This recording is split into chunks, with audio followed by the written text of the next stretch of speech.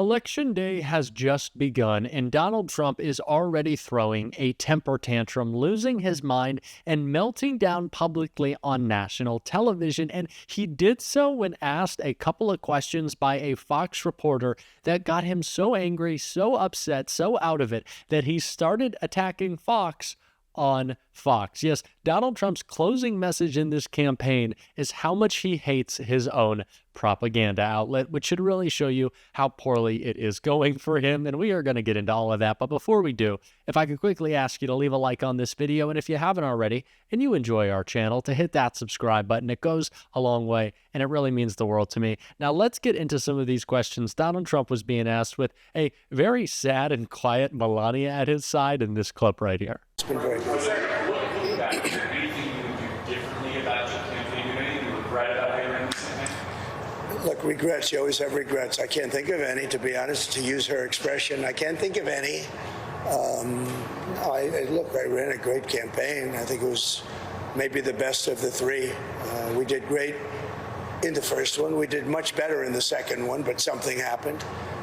And this was the best. I would say this was the best campaign we ran. No regrets from the campaign is a bit of a surprise considering how much of a disaster it has been. I'd say J.D. Vance should probably be a regret. I'd say the way that you've been doing your makeup lately, probably a regret. Puerto Rico, calling that garbage, should be a regret. But of course, this is a man who refuses to take accountability for anything in his life. And it's the reason why when he was asked about the potential violence from his supporters, he denied it and said this.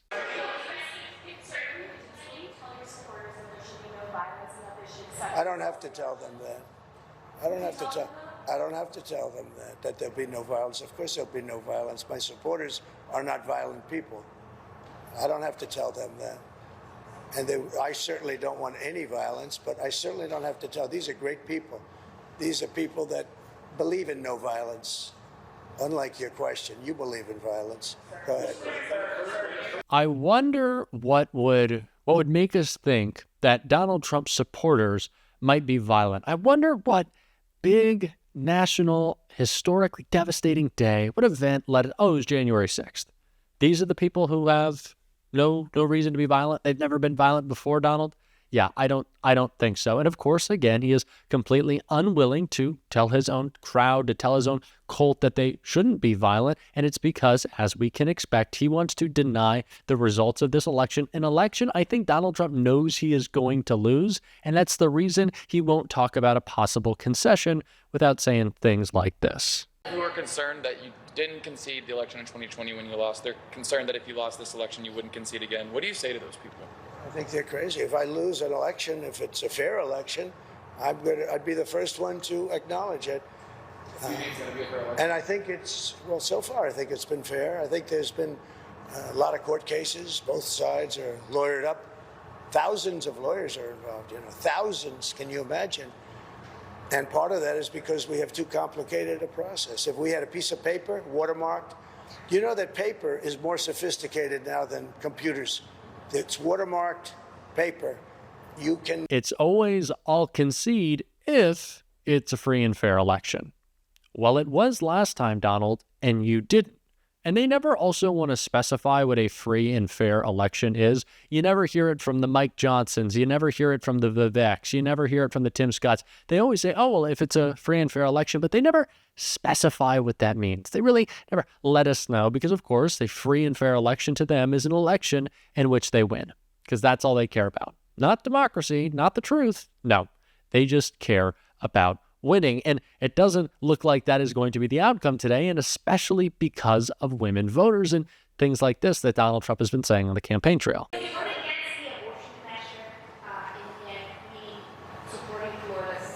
We did a great job in that we brought it back to the states, as you know. I believe in exceptions, as Ronald Reagan did. And we did a great job. We did something that they've wanted to do for 52 years. Yes, please. This is his closing message. The issue that has been the most damaging and devastating for him, the singularly most responsible person in the world for overturning Roe v. Wade, and he's still talking about abortion and doing so poorly. And he didn't stop there. When he was asked about RFK Jr.'s involvement with the campaign and potentially his administration, an administration that won't come, he said this. Last week,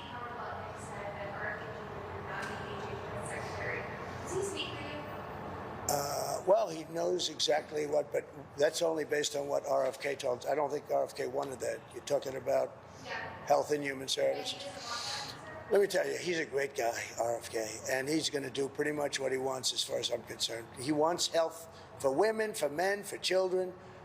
And I happen to agree with a lot of the things he says. The one thing... Who is encouraged by the RFK Jr. will be part of his administration bid? I can't imagine a single person who that makes feel better. But of course, Donald Trump pretty perturbed, as you can see by these questions. And so he started lashing out at the reporter and at Fox. On Fox, let's take a look. Actually, I'm disappointed. I think Oprah's become a major divider in our country. And I think, frankly, she should be ashamed of herself. And you know who else should be ashamed? Fox. Because I've seen Oprah on Fox about 50 times making the same statement. And I think it's a disgrace what Fox does, because everyone thinks Fox is so pro-Trump. They're not pro-Trump at all. They've put Oprah on all morning long. That's all I see is Oprah. The man is melting down. He is angry. He is out of control. He is losing it. He is unstable. Even Fox is tired of him. Aren't we as well? And speaking of Fox, Pete Buttigieg appeared on the propaganda network this morning. And so because we had to hear from Donald Trump, I think we should also hear a little bit of truth in this clip right here. There's always going to be, a back and forth over exactly how much to lock yourself in advance. But when you compare it to a guy like Donald Trump, who to this day can't even say what his health care plan is, just a concept of a plan. He said it was 2 weeks away. I think that was 9 years ago, and we still haven't heard anything. Look, we know the fundamentals of the differences in economic vision. He's going to do tax cuts for the rich, and he's going to do this import tax, this tariff, that'll add $4,000 for a typical family. She's going to think you're right on the tariffs, but he's not looking to do a tax cut for the rich. He's looking to continue the current tax. Oh, of course he is. I mean, he's looking to renew his. He's looking to renew his tax cuts for the rich. No, the people that benefited most from the tax reform of 2018 were the middle class. The corporate tax rate affected most everyone. of that benefit proportionally went to the wealthy. And let's be clear, of the economic promises that he made, right? He broke most of them. He broke his promise to do 6% economic growth. He broke his promise to do an infrastructure bill. He failed to deliver that. Most of his predictions don't come true. He said if Democrats won 4 years ago, there would be a stock market crash. Of course, the stock market doing better today than it was when he was president. But he did keep his promise to cut taxes for the rich. It's very interesting. The average price of everyday goods is up 20% since the administration, which you're a part of but not representing here today.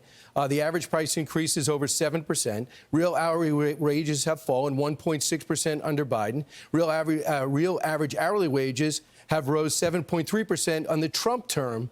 So the average new car, you're in Michigan, is $47,000. It was $40,000 when Donald Trump was in office. Yeah, That's and of course, higher prices are hurting. That's why we don't need the Trump income or import tax that'll add $4,000 for families. Look, Donald Trump left office with the worst jobs record since Herbert Hoover.